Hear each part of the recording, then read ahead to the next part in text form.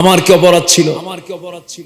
2018 সালে নির্বাচনের আগ দিয়ে আমাকে ধরে নিয়ে চলে গেল। আমি নিজেও জানি না কি কারণ। জেলখানায় ঢুকবো, আমি জেলখানার মূল ফটক দিয়ে ঢুকতেছি, হঠাৎ করে সামনের দিকে এক বুড়া চাচা 85 থেকে 90 বছর বয়স আমাকে দেখে লম্বা একখান সালাম দিল আর বলল, হুজুর আপনি জেলখানায় আসছেন? খুব খুশি হয়েছে। বললাম যে আপনি খুশি হলেন কেন? কেউ ওয়াজ শুনি দূর থেকে মুসাফা করার সুযোগ পাই না, এত কাছে আসবেন এর চাইতে আনন্দের কিছু আছে নাকি? উনি ওনার দিকটা বুঝেছেন। সম্মানিত ভাইয়েরা,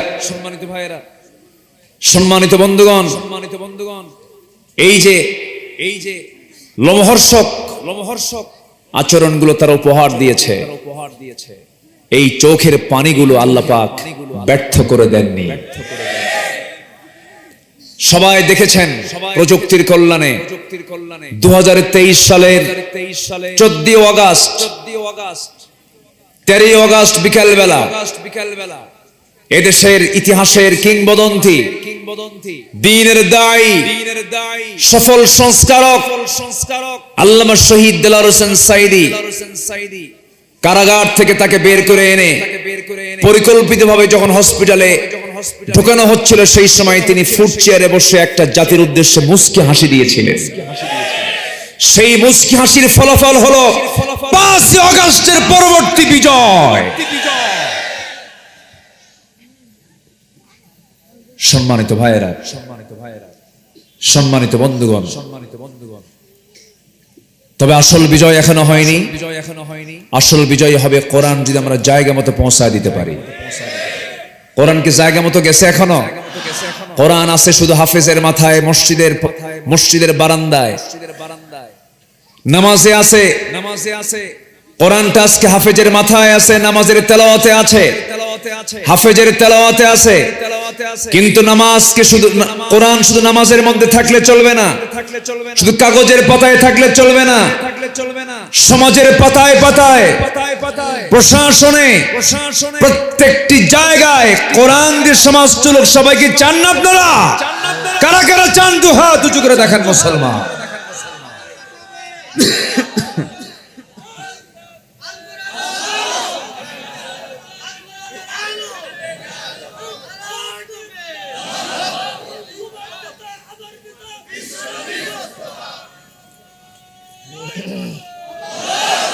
আল্লাহ কবুল করুন, জোরে বলি আমিন, আরো জোরে আমিন। আর আর আমাদেরকে বলবে না মৌলবাদী, কেউ নাই বলা, আর বলবে না রাজাকার, কারণ রাজাকার শব্দ এখন ব্র্যান্ড হয়ে গিয়েছে, ঠিক কি না? ওরা রাজাকার বলে গালি দিত।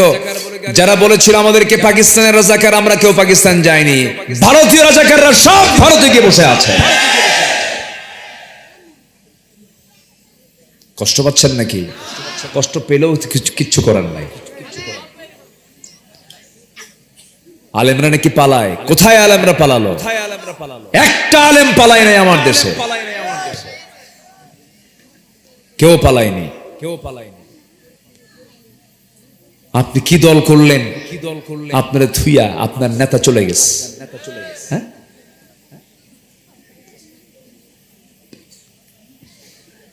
কয়েকদিন আগেও বলতেছে হাসিনা পালায় না, বলছে না, বলছে না, বলছে না, বলছে না। আস্তে কেন কি বলছে কিনা বলেন? বলছে কিনা? মাত্র 45 মিনিট টাইম পেয়েছিল। দুপুরবেলা খাবারটাও জোটে নাই, রান্না বান্নাও কমপ্লিট, খাবারটাও খেতে পারেন নাই তিনি। তার রান্না করার, তার জন্য বরাদ্দ রান্না করা মুরগির রান, সারা মাস ধরে আন্দোলন করা ছাত্র বৈষম্যের আন্দোলনকারীরা, বৈষম্য বিরোধী আন্দোলনকারীরা সবগুলো যায় ওই রানগুলো খাইছে। খুব কষ্ট করেছে তারা। সম্মানিত ভাইয়েরা, আসল বিজয় এখনো সামনে পড়ে আসে না নাই? বলেন, আসতে বলবেন না, আসে না নাই? কোরআনকে আমরা জায়গা মতো পৌঁছায় দেব আল্লাহর সাহায্য নিয়ে। জোরে বলি ইনশাআল্লাহ। এই জমিনে কোরআনের রাজ কায়েম হবে। জোরে বলি ইনশাআল্লাহ, আরো জোরে বলি ইনশাআল্লাহ। তাছাড়া এত বড় শহীদের লম্বা কাতার হতো না। অনেক শহীদের কাতার এদেশে অনেক লম্বা হয়েছে, বলি আলহামদুলিল্লাহ। আমার বন্ধুগণ একটু কান লাগাবেন, মনোযোগ দিয়ে সবাই কথাগুলো শুনবেন। আল্লাহ রাব্বুল আলামিন 10 শ্রেণীর উপরে লানত বর্ষণ করেন। এর মধ্যে 1 নাম্বার হলো যারা জমিনে বিপর্যয় সৃষ্টি করে, জমিনে যারা ফিতনা সৃষ্টি করে। জমিনে ফিতনা সৃষ্টি করা, বিপর্যয় সৃষ্টি করার মতো লোক আমার দেশে এখনো আছে না নাই? আসতে বলবেন না, আছে না নাই? আছে। জমিনে যারা ফিতনা সৃষ্টি করবে আল্লাহ তাদের ব্যাপারে লানতের ঘোষণা দিয়ে দিয়েছেন। আমার বন্ধুগণ, আল্লাহ রাব্বুল আলামিন সুন্দর করে বলছেন, ফাহাল আসাইতুম ইন তাওয়াল্লাইতুম আন তুফসিদু ফিল আরদি ওয়া তুকাত্তিউ আরহামাকুম উলাইকাল্লাযীনা লা'আনাহুমুল্লাহ فأصمهم وأعمى أبصارهم জোরে বলুন আল্লাহু আকবার। সূরা মুহাম্মদ আয়াত নম্বর 22-23 আল্লাহ রাব্বুল আলামিন বলেন, এই জমিনে যারা বিপর্যয় সৃষ্টি করবে তাদের প্রতি আমার লানত। এবং সাথে আরেকটা অপরাধ আল্লাহ পাক যোগ করেছেন, যারা আত্মীয়তার সম্পর্ক যারা নষ্ট করবে, আত্মীয়তার সম্পর্ক নষ্ট করে ধর্মের বোন বানায়, ধর্মের ভাই বানায়, ধর্মের মা বানায়, বাপ বানায়। এগুলো আছে কিনা এলাকায় জানি না, কথা বলবো? কোনো সমস্যা নাই তো? জোরে বলি ইনশাআল্লাহ। ধর্মের বোন বলতে কিছু ইসলামে নেই, ধর্মের ভাই বলতে কোনো ইসলামে কিছু নেই। ধর্মের বোন বা মাঝে মাঝে বউ হয়ে যায়, হয় না? বউ হয়ে যায়, তাহলে এটা বোন কেমনে হলো? বোন তো বোনই, সারা জীবন বোন হয়ে থেকে যাবে, সে কখনো বউয়ের মর্যাদা পাবে না, কারণ সে হচ্ছে মাহরাম। নিজের বোনের কোনো খবর নাই, নিজের ভাইয়ের কোনো খবর নাই, দূর সম্পর্কের কেউ না তাকে ধর্মের ভাই বানায়া তাকে কাছে টানতেছে, না না, সে আপনার মুসলিম দ্বীনি ভাই হবে, কোনো সমস্যা নাই। কিন্তু রক্তের বন্ধন যারা ছিন্ন করবে, লা ইয়াদখুলুল জান্নাতা কাতিউর রহিম, আত্মীয়তার সম্পর্ক ছিন্নকারী কখনো জান্নাতে ঢুকতে পারবে না। জোরে বলি নাউযুবিল্লাহ। এই ব্যাধি কি সমাজে আছে? আছে না? তাহলে কি না বলাই ভালো নাকি? বলার দরকার আছে না? আচ্ছা আমার বন্ধুগণ, বোনের সাথে ইচ্ছা করে সম্পর্ক নষ্ট করে ফেলে ভাই। এই জন্য নষ্ট করে, কারণ বোন যদি সম্পত্তি নিয়ে চলে যায় তাহলে আমার আবাদ কমে যাবে। বোনের সঙ্গে ইচ্ছা করে সম্পর্ক রাখে না, রূঢ় আচরণ করে। বাপ মরে গেছে এক যুগ, বোনের জায়গার উপরে ধান লাগায় সেই ধান আবাদ করে খায়, ওই টাকা দিয়ে হজে যায়। এমন ভাই বুঝি যশোর জেলায় নাই? আপনি কেন তা করবেন? এটা সূরা নিসা পড়বেন, সূরা নিসার 6 থেকে 12 নম্বর আয়াত পর্যন্ত আল্লাহ রাব্বুল আলামিন মিরাসের উপরে বিস্তারিত কথা বলে দিয়েছেন। যেদিন বাপ মারা যাবে সেই দিন মেয়ে যেমন সম্পদের মালিক হবে, ছেলেও তেমন সম্পদের মালিক হবে। ছেলে পাবে 2 বিঘা, মেয়ে পাবে 1 বিঘা। এটা নির্দিষ্ট করে দিয়েছেন তিনি আমারকে, লিযযাকারি মিসলু হাযযিল উনসাইন, না লিযযাকারি মিসলু হাযযিল উনসাইন। ছেলে যা পাবে মেয়ে তার অর্ধেক পাবে। কিন্তু তা না দিয়া ভাই করে কি মাঝে মাঝে কৌশল করে বোনকে মাঝে মাঝে দাওয়াত দিয়ে নিয়ে চলে আসে, দাওয়াত দিয়ে নিয়ে চলে এসে জামতলার মিষ্টি খাওয়ায়। আছে না জামতলার দিকে? আশেপাশে তো থাকার কথা, আপনারা না খাওয়ালেও খবর তো আছে আমার কাছে। আচ্ছা এমনি মজা করলাম। বোনকে নিয়ে আসার আগে সাদেক আলীর জামতলার মিষ্টি, এরপরে নাটোরের কাঁচাগোল্লা, বগুড়ার দই, এরপরে টাঙ্গাইলের চমচম, কুমিল্লার রসমালাই, যশোরের খই, সবগুলো এক জায়গায় কইরা বোনকে জম্মের মতো খাওয়া দিয়া, পাম্পট্টি দিয়া, বাম পাশে বোনকে বসায় দিয়া কানে কানে বোনকে ডাক দে, বলে বোন আমার একটা কথা বলি কি, অংশ নিলে কিন্তু ধ্বংস হয়। দেখছেন কি ওয়াজটা দিল, বদমাইশ ভাই, এরকম আছে না নাই? আচ্ছা অংশ নেওয়া যাবে না, ধ্বংস হয়ে যাবে। কি মারাত্মক ভুয়া কথা বলে ফেললো! না না, এমনটা করা যাবে না। আল্লাহ তাআলা এই হুকুমগুলো বলে আয়াতের শেষে বলেছেন তিলকা হুদুদুল্লাহ, এগুলো হলো আমি আল্লাহ আমার সীমানা, অংশ বন্টনে কম বেশি করবা, জাহান্নাম তোমার ঠিকানা হয়ে যাবে। তাহলে আমরা আল্লাহর লানতের আওতাভুক্ত কারা? এক নম্বর জানতে পারলাম যারা আল্লাহর জমিনে যারা ফিতনা সৃষ্টি করবে, বিপর্যয় সৃষ্টি করবে। নাম্বার 2 হলো যে সমস্ত বান্দাগুলো সীমা লঙ্ঘন করবে। নাম্বার 3 হলো ওই সমস্ত বান্দার উপর আল্লাহর লানত যারা আল্লাহর আয়াতকে যারা গোপন করে, আল্লাহর কালামকে যারা গোপন করে আড়াল করে। আল্লাহ রাব্বুল আলামিন সুন্দর করে বলছেন ইন্নাল্লাযীনা ইয়াকতুমুনা মা আনজালনা মিনাল বায়িনাতি ওয়াল হুদা মিন বা'দি মা বায়্যানাহু লিন-নাসি ফিল কিতাব উলাইকা ইয়ালআনুহুমুল্লাহ ওয়া ইয়ালআনুহুমুল লাঈনুন। জোরে বলুন আল্লাহু আকবার। আমি যে আয়াতগুলো বলতেছি মনে হয় কষ্ট পাচ্ছেন নাকি? এই 16 বছর তো আয়াত ছাড়া বহু বক্তা ওয়াজও করছে, কোন আয়াত লাগে নাই। এরকম বক্তাও কিন্তু এই 16 বছর তৈরি হয়েছে কিছু।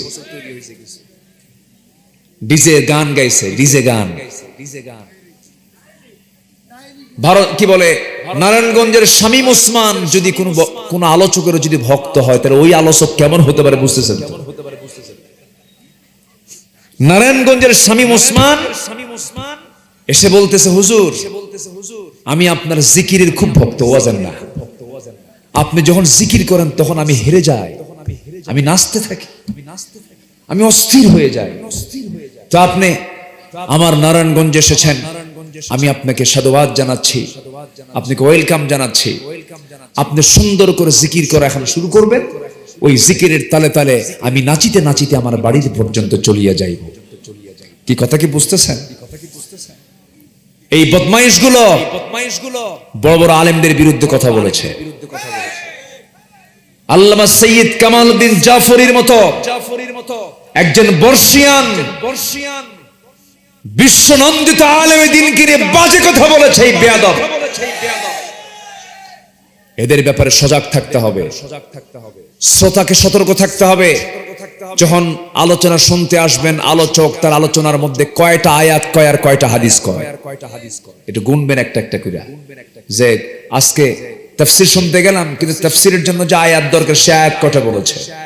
আপনি সচেতন হলে বক্তাও সচেতন হয়ে যাবে, ঠিক কিনা বলেন? আয়াত থাকতে হবে। আল্লাহ তাআলা বলছেন যারা আমার আয়াতকে যারা গোপন করবে আমি আল্লাহ তার উপরে লানত নাজিল করব। জোরে বলেন নাউযুবিল্লাহ। আয়াত গোপনকারী আছে না নাই? হক কথা কয় না, এরকম আছে না নাই বলেন তো? খালি তেল মারে, খালি তেল মারে, তেল মারা কিছু লোক আছে না নাই? হক কথা বলতে হবে, হক পথে চলতে হবে। নাম্বার 4 হলো বিনা কারণে যদি কোনো মুমিনদেরকে কেউ হত্যা করে, আল্লাহ রাব্বুল আলামিন বলছেন ওয়া মাইয়াকতুল মুমিনান মুতাআম্মিদান ফাজাযাউহু জাহান্নাম খালিদান ফিহা ওয়া গাদিবাল্লাহু আলাইহি ওয়া লা'নাহু وَعَدَّ لَهُ عَذَابًا عَظِيمًا। জোরে বলুন আল্লাহু আকবার। যদি কোনো বান্দা কোন ঈমানদারকে ইচ্ছাকৃতভাবে হত্যা করে ফেলে তার ঠিকানা হয়ে যাবে জাহান্নাম। শুধু জাহান্নাম হবে না, আল্লাহর রাগ তার উপরে বর্ষিত হয়ে যাবে এবং আল্লাহর লানত তার উপরে বর্ষিত হয়ে যাবে এবং তার জন্য বরাদ্দ হয়ে যাবে সীমাহীন আযাবের ব্যবস্থা। জোরে কোন নাউযুবিল্লাহ। এই 16 বছর কি একটা দুইটা হত্যা হয়েছে? একটা দুইটা হত্যা হয়েছে না। আল্লামা সাইদিকে 13 আগস্টে গ্রেফতার, 13 আগস্টে কাশিমপুর জেলখানা থেকে ধরে জোর করে একটা সুস্থ মানুষ বলা হলো আপনাকে হসপিটাল নিতে হবে। কেন? আপনি অসুস্থ। তা আমি অসুস্থ আমি তো নিজেই জানি না। কি কথা কি বুঝতেছেন? আমি যে অসুস্থ আপনাকে বললো কে? কেনা উপর থেকে নির্দেশ এসে যে আপনি অসুস্থ, আপনাকে চিকিৎসা সেবা দিতে হবে। আমি তো নিজেই জানি না আমি অসুস্থ। কাশিমপুর কারাগার থেকে তাকে শাহবাগে নিয়ে যাওয়া হলো। মাসুদ ভাই এবং শামীম ভাই তারা দুজন সন্তান স্টিল সেই সময় ঢাকাতে, তারা ঢাকাতে ছিলেন। ওনাকে শাহবাগে নিয়ে যাওয়ার পর থেকে নিয়ে টোটাল টাইমটা তারা ভিক্ষুকের মতো দরজা দরজা ঘুরেছেন আর বলেছেন আমার আব্বার সঙ্গে সাক্ষাতের সুযোগ দেওয়া হোক। সাক্ষাৎ করতে দেওয়া হয়নি। মেডিকেল টিম গঠন করে পরিকল্পিতভাবে সাজানো নাটক তৈরি করে পয়জনিং করে বিষ প্রয়োগ করে তাকে হত্যা করা হয়েছে। আমরা তাফসীর মাহফিলের এই প্ল্যাটফর্ম থেকে জানান দিতে চাই, এই বিশ্বের এই কিংবদন্তিকে পরিকল্পিতভাবে যারা হত্যার নাটক করেছে ওই মেডিকেল টিম সহ টোটাল টিমকে অবিলম্বে গ্রেফতার করে চূড়ান্তমূলক শাস্তি নিশ্চিত করা হোক। রাজি আছেন কারা কারা? হাত উঁচু করে দেখা।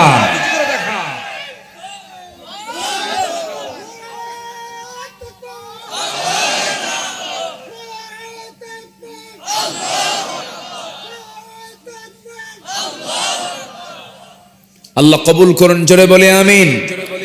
আরো জোরে আল্লাহুম্মা আমিন। নাম্বার 5, যারা মুনাফিক এবং যারা কাফের তাদের উপরও আল্লাহর লানত। মুনাফিক তো যশোর জেলায় নাই, আসতে বলে আছে না নাই? আছে। কিছু মুনাফিক সব জায়গায় খুঁজে পাওয়া যায়। মুনাফিকদের উপর আল্লাহর লানত। কাফেরের দ্বারা ইসলামের যত না ক্ষতি হয় মুনাফিকের দ্বারা তার চাইতে বেশি হয়ে যায় ক্ষতি।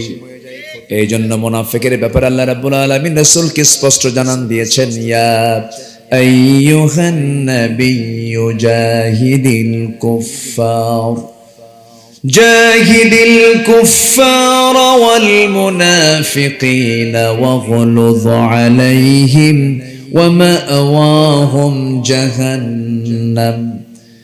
হে নবী, আপনি কাফিরদের বিরুদ্ধে মুনাফিকদের বিরুদ্ধে জিহাদের ঘোষণা করুন এবং বিশেষ করে আপনি মুনাফিকদের ব্যাপারে কঠোরতা অবলম্বন করবেন।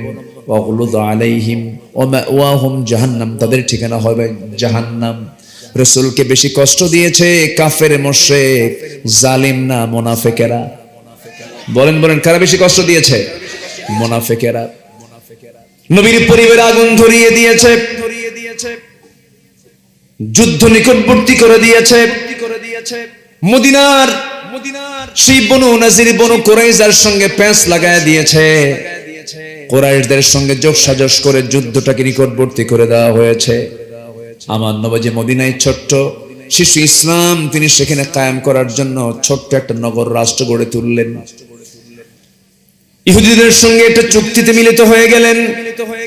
1 বছর যেতেই না যেতেই মুনাফিকদের যোগসাজশে মক্কা থেকে কুরাইশদেরকে টেনে আনা হলো। বদর নামক প্রান্তর পর্যন্ত তারা চলে এলো। এই সমস্ত দীর্ঘ যত প্রসেস গুলো করেছে, শয়তানি গুলো করেছে, সব হলো মুনাফিকের বাচ্চারা। আমার বন্ধুগণ, আমার নবীজি মুনাফিকদের ব্যাপারে আমার নবীজি নিজেও সজাগ থাকতে বলেছেন, সতর্ক থাকতে বলেছেন। তবে হ্যাঁ, আমার নবীর মধ্যে দয়া কম ছিল না, বেশি ছিল? বলেন, বেশি ছিল। ছোট্ট একটা ইতিহাস মনে পড়ে গেল। আমার নবীজির জীবদ্দশায় এক মুনাফিকের ইন্তেকাল হলো, মৃত্যু হয়ে গেল।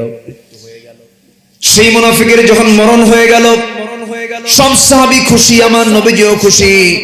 কিন্তু ওই মুনাফিকের ঘরে একজন আল্লাহর ভালো বান্দার জন্ম হয়েছিল। নবীজির একজন একনিষ্ঠ সাহাবী ছিলেন, তার নাম হচ্ছে আব্দুল্লাহ।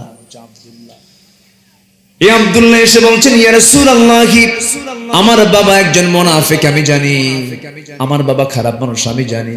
কিন্তু হুজুর, আমার তো বাপ হয়, আমি আপনার তো সাহাবী। আমার বাপ দুনিয়া থেকে বিদায় নিয়েছেন। আমি আপনার কাছে একটা জিনিস চাইতে আসছি। আপনি আমার বাবার জন্য যদি আপনার গায়ের পরনের একটা জুব্বা দিতেন, আপনার ব্যবহৃত জুব্বা দিয়ে আমার বাবার কাফনের কাপড়টা বানায় দিতাম বরকত মনে করে।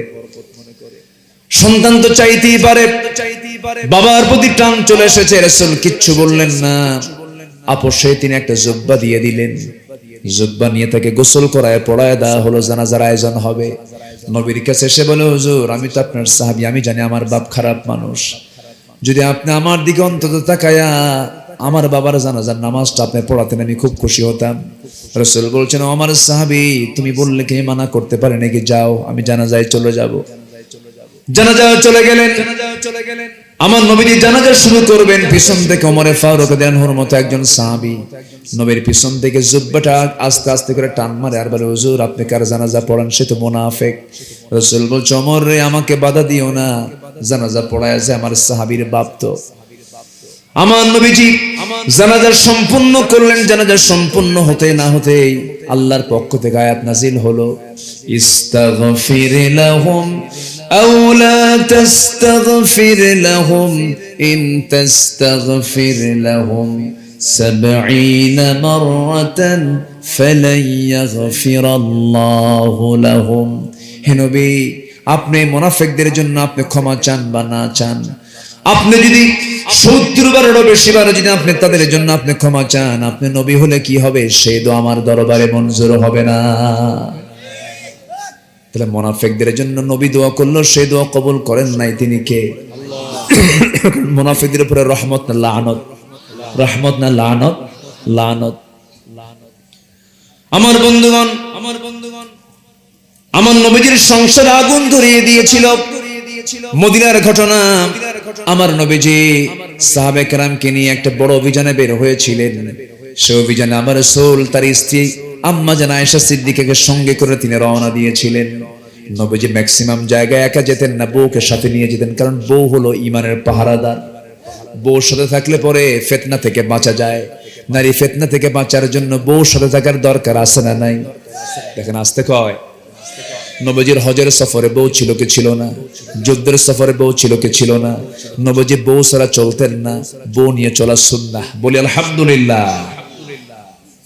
অন্যের বউ না, কিন্তু নিজের বউ, এটা যেন মনে থাকে। আবার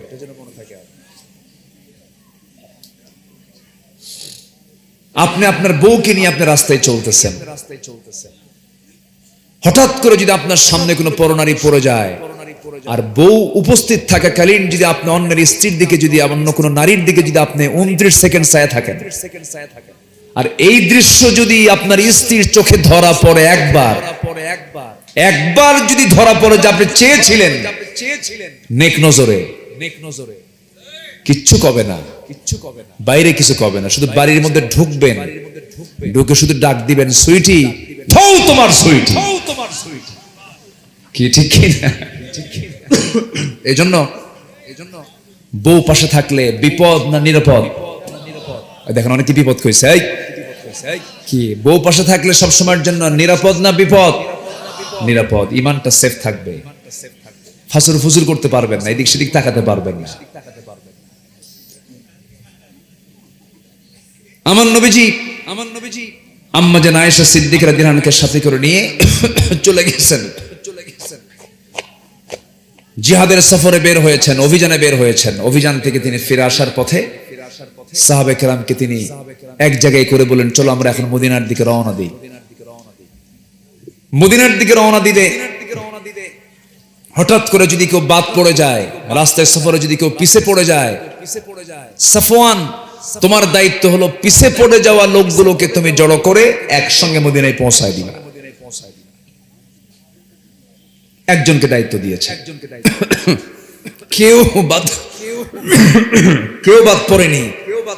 বাদ পড়েছে একদম এমন মানুষ যিনি হচ্ছেন আমার নবীজির স্ত্রী আম্মা জান আয়েশা সিদ্দিকা রাদিয়াল্লাহু তাআলা। কেমন করে বাদ পড়লেন? মাঝপথে হঠাৎ করে হাজতের চাপ আসলো। প্রকৃতির ডাকে সাড়া দেওয়ার জন্য আম্মা জান আয়েশা করলেন কি, উটের উপরে হাওদা ছিল, পালকি ছিল, সেই পালকিটা নামাতে বললেন। পালকি নামানো হলো। সে পালকি থেকে তিনি নেমে বের হয়ে আড়ালে চলে গেলেন।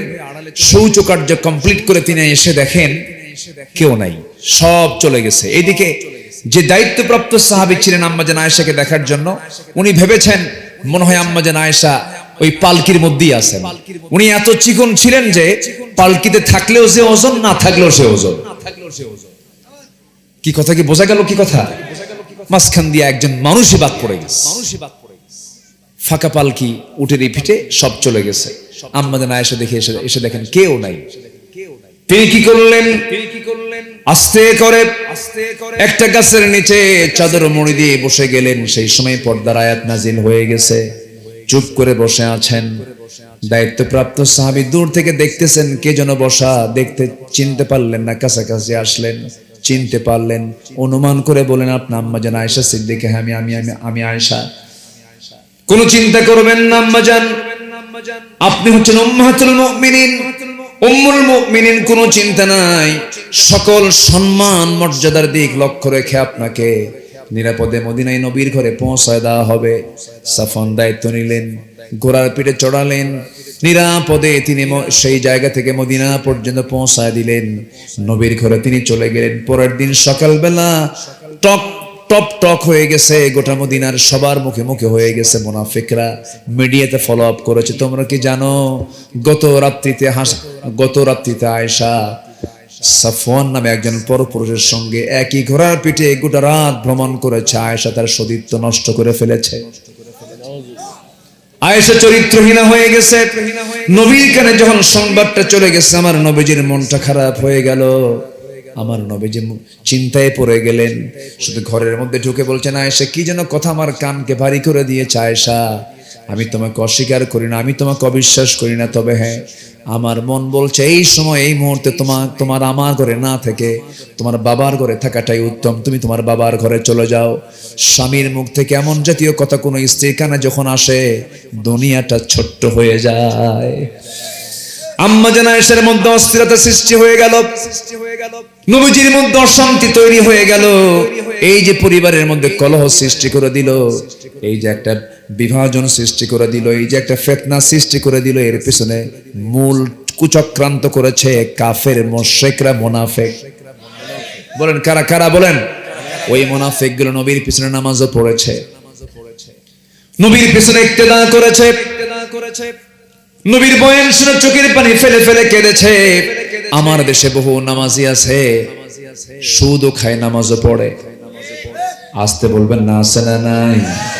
আছে কিনা? আছে কিনা? আছে। মদের দোকান আছে, আবার হজে যায়। মদের দোকান আছে, হজে যায়।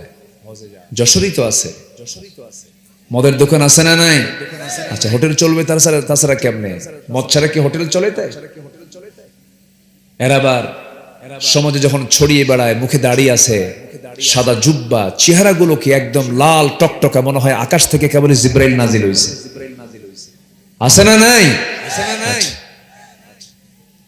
এগুলো হলো মুনাফিক। আমার নবীজি করলেন কি? বলছেন আয়েশা যাও, বাবার বাড়ি চলে যাও। তিনি যাওয়ার আগ দিয়ে বললেন, ইয়া রাসূলুল্লাহ, আপনি আমার স্বামী, আপনি বিশ্ব নবী, আপনি আমাকে অর্ডার দিয়েছেন, আমি কি মানা করতে পারি নাকি? তবে আমি আমার বাবার বাড়ি চলে গেলাম, আমি আপনাকে একটা কথা জানান দিয়ে যাই।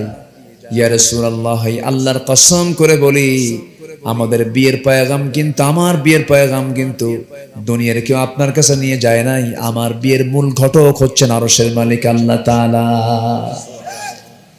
আমি সে আল্লাহর কাছে আশ্রয় চাই, আল্লাহর কাছ থেকে ফয়সালা চাই। কথা বলেই তিনি বাবার বাড়ি চলে গেলেন। বাবু কথা বলে না, মাও কথা বলে না, সেজদায় পড়ে পড়ে কাঁদেন।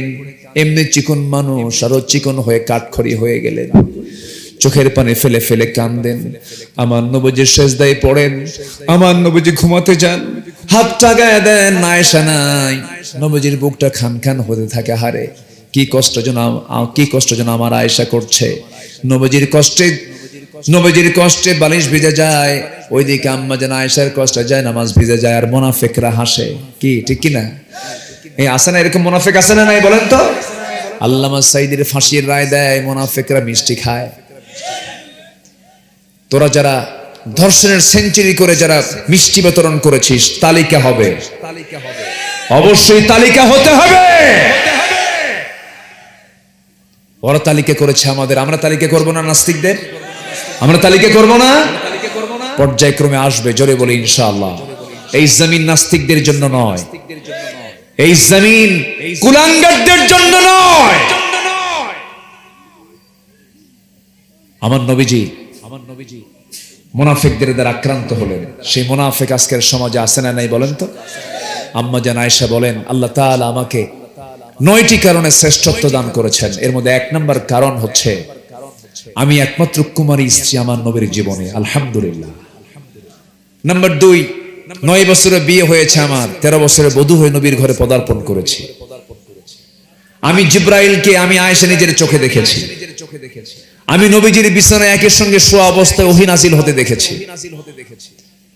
আমার নবীজি আমার ব্যাপারে বলেছেন, আমার আয়েশা হচ্ছে আমার স্ত্রীদের মধ্যে শ্রেষ্ঠ স্ত্রী। আল্লাহু আকবার। আমি আয়েশা, আমার শানে আল্লাহ তাআলা একাধিক আয়াত নাযিল করেছেন। আম্মা জান আয়েশা বলেন, আমি নিজেকে ধন্য মনে করি।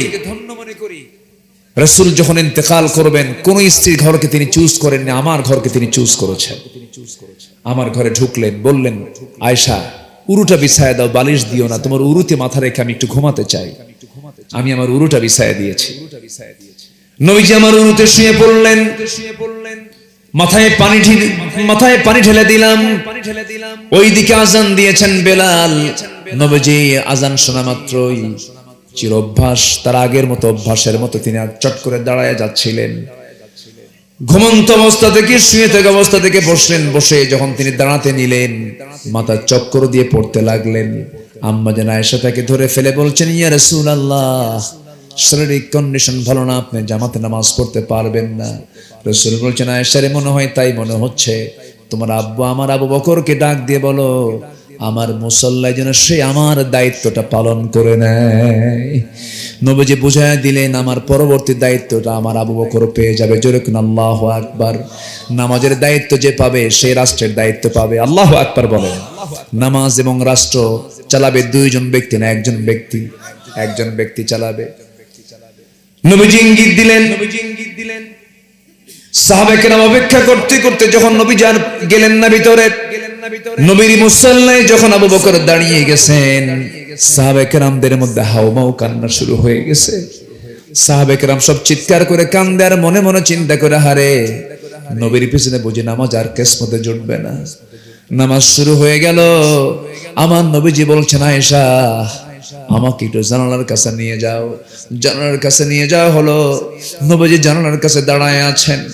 সাহাবীরা নামাজ ধরে শুরু করেছেন, নামাজ পড়তেছেন। আমার নবীজির চক্ষু বেয়ে বেয়ে টপ টপ করে পানি পড়ছে। আম্মা জান আয়েশা বলছেন, ইয়া রাসূলুল্লাহ, আপনার সাহাবী নামাজ পড়ে আপনি কাঁদেন কেন? নবীজি বলছেন, আয়েশা রে, মানুষ কাঁদে 2 কারণে, একটা চরম দুঃখে, একটা চরম আনন্দে। আমার যে চোখের পানি দেখতে পাচ্ছ, এই চোখের পানি আমার দুঃখের নয়, এই চোখের পানিটা আমার চরম আনন্দের চোখের পানি রে। আমার নবীজি কাঁদতে কাঁদতে কাঁদতে বেকারার হয়ে যাচ্ছেন।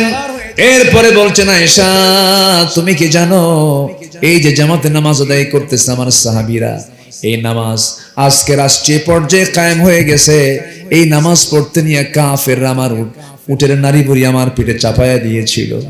এই নামাজ কায়েমের সংগ্রাম করতে গিয়া উহুদের ময়দানে আমার দাঁত দুটো ভেঙে দিয়েছিল। আয়েশা দেখো আমার দাঁত নাই। এই নামাজ কায়েমের সংগ্রাম করতে গিয়া খন্দকের প্রান্তরে কোদাল মারতে মারতে আমার কোমরটা কুঁজো হয়ে গেছে। ওরে আয়েশা দেখুন, আমি খাড়া হয়ে দাঁড়াতে পারি না। সেই নামাজ কায়েমের জন্য আমার কোমর গেল, দাঁত গেল, আমার দেশ ছাড়তে হলো, আমার জন্মস্থান ছাড়তে হলো। সেই নামাজ আজকে রাষ্ট্রীয় পর্যায়ে কায়েম হয়েছে। এই চরম আনন্দের কারণে আমি আমার চোখ থেকে পানি বের করে ফেলেছি। ওরে আয়েশা, মনে হয় বাঁচবো না, দুনিয়া থেকে বিদায় নিয়ে নেব। দেখো তো আমার মুখটা কেমন যেন দুর্গন্ধযুক্ত মনে হচ্ছে, মুখে কেমন যেন গন্ধ গন্ধ লাগে, একটা মেসওয়াক এনে দাও তো। আম্মা জান আয়েশা বলেন, নিজেকে ধন্য মনে করি, রাসূল তার জীবনের শেষ খাবার খেয়েছেন। আমি আয়েশা আমার মুখের লালা মেসওয়াক নিয়ে যখন নবীর হাতে দেব, আমি মেসওয়াকটাকে চাবায় চাবায় নরম করে দিলাম। জিহ্বার আগায় কিছু লেগে থাকে থুতু, আমার নবী আমার দিকে তাকায় তাকায় চুষে চুষে সমস্ত থুতুগুলো চুষে চুষে পান করছেন। আর বলছেন, আয়েশা রে, আমি তোমার তেমন কোনো হক আদায় করতে পারলাম না, তোমার থুতুগুলো আমি চুষে চুষে পান করলাম। সুবহানাল্লাহ। আম্মা জান আয়েশা বলেন, আমি নিজেকে ধন্য মনে করি, নবীজি তার জীবনের শেষ খাবার খেয়েছেন। আমি আয়েশা আমার মুখের লালা রাসূল যখন মারা যাবেন আমি নিজেকে ধন্য মনে করি, রাসূল আমার পাশে বসেছিলেন, আমার পাশে শুয়েছিলেন।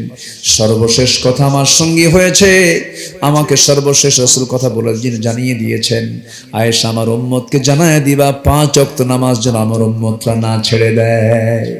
জোরে বলি সুবহানাল্লাহ, আরো জোরে বলি সুবহানাল্লাহ। আমার নবীজি দুনিয়া থেকে বিদায় নেবেন। আম্মা জান আয়েশা বলেন, রাসূল যখন দুনিয়া থেকে বিদায় নিয়ে নেবেন, আমাকে সর্বশেষ কথা জানায় যে রাসূল দুনিয়া থেকে বিদায় নিলেন। আমি আর সামান্য এসে নবীজির চক্ষুটা আমি বন্ধ করে দিলাম। আমি নিজেকে ধন্য মনে করি, নবীজি তার জীবনের শেষ আশ্রয়স্থল, নবীজি তার জীবনের শেষ জায়গা কবরটাও আমার ঘরকে তিনি চুজ করে নিয়েছেন। জোরে বলি সুবহানাল্লাহ। আমার ঘরে নবীর দাফন হয়েছে, আমি আমার ঘরেই থাকি, রাসূল আমার পাশে তিনি কবরে শুয়ে থাকেন। আমার মন চাচ্ছিল আমার মৃত্যুর পরে আমি নবীর সঙ্গে থাকব, কিন্তু ইসলামের বড় একজন খলিফা ওমর ফারুক রাদিয়াল্লাহু আনহু একদিন আমার কাছে চলে আসে, আমার কাছে লোক পাঠায় দিয়ে জানায় দিলেন তার নাকি বড় শখ, তিনি নাকি নবীর সঙ্গে ঘুমাবেন। এত বড় একজন মহান ব্যক্তি আমার কাছে এমন প্রস্তাব পাঠালে আমি কি মানা করতে পারি নাকি? আমি আমার প্রিয় জায়গা, আমি আমার প্রিয় স্থানটা আরেকজন দ্বীনের একজন বড় মুজাহিদের জন্য আমি তাকে ওয়াকফ করে দিয়েছি। জোরে কোন সুবহানাল্লাহ। নবীর পাশে শুয়ে আছেন দুজন সাহাবী, আবু বকর এবং ওমর রাদিয়াল্লাহু আনহুমা। কিন্তু জায়গাটা ছিল কোন মহিলার বলেন? কার বলেন? কার? আম্মা জান আয়েশার ছিল। আমার ভাইয়েরা, এই কথাগুলো বলার পেছনে ডালে ডালে চলে গিয়েছিলাম। মূল বিষয়টা হলো এই যে এত বড় বিশাল বড় একটা ফাটল সৃষ্টি করে দিয়েছিল নবীর পরিবারের মধ্যে। তারপর সাহাবায়ে কেরামদের মধ্যে যুদ্ধের ময়দানে বিভিন্ন প্যাঁচ লাগায় দিয়েছে। যুগে যুগে সবচেয়ে বেশি ডিস্টার্ব মুসলমানদের জন্য যারা করেছে তারা হলো মুনাফিক। সেই মুনাফিকের অনিষ্ট থেকে আমাদের বাঁচার দরকার আছে না নাই? সেই মুনাফিকদের ব্যাপারে আল্লাহর রহমত না লানত? আল্লাহ রাব্বুল আলামিন বলেন, ওয়া'আদাল্লাহুল মুনাফিকিনা ওয়াল মুনাফিকাতি ওয়াল কুফফারা নারা জাহান্নাম খালিদিনা ফিহা হিয়া হাসবুহুম ওয়া লা'আনাহুমুল্লাহ ওয়া লাহুম আযাবুম মুকিম। জোরে বলুন আল্লাহু আকবার। সূরা তাওবা 68 নম্বর আয়াত। আল্লাহ রাব্বুল আলামিন বলেছেন, যারা মুনাফিকি করবে, যারা কুফরি করবে, যারা কাফের হবে, আমি আল্লাহ আমার ওয়াদা হলো তারা জাহান্নামে যাবে এবং তাদের উপর আমি আল্লাহ আমার লানত। জোরে বলুন সুবহানাল্লাহ। আমার ভাইয়েরা, আমার বন্ধুগণ, আমার আল্লাহ তাআলা যেখানে যা দরকার তাই বলেছেন, যার পানিশমেন্ট যা হওয়া দরকার তাই উপযুক্ত করে জানিয়ে দিয়েছেন। মুনাফিকদের কাতারে আমার যাওয়া যাবে না, কাফিরদের কাতারে যাওয়া যাবে না, ফাসিকদের কাতারে যাওয়া যাবে না, জালিমদের কাতারে যাওয়া যাবে না। আমাকে যেতে হবে হলো মুমিনদের কাতারে। কাদের কাতারে? জোরে বলি ইনশাআল্লাহ। সবাই কি নামাজ পড়তে রাজি আছেন? কয় ওয়াক্ত নামাজ? জোরে বলি ইয়া আল্লাহ। আরো জোরে ইয়া আল্লাহ। আমাদেরকে 5 ওয়াক্ত সালাত আদায় করার তৌফিক তুমি আল্লাহ দিয়া দাও। জোরে বলি আমিন। আরো জোরে আমিন, আরো জোরে আমিন।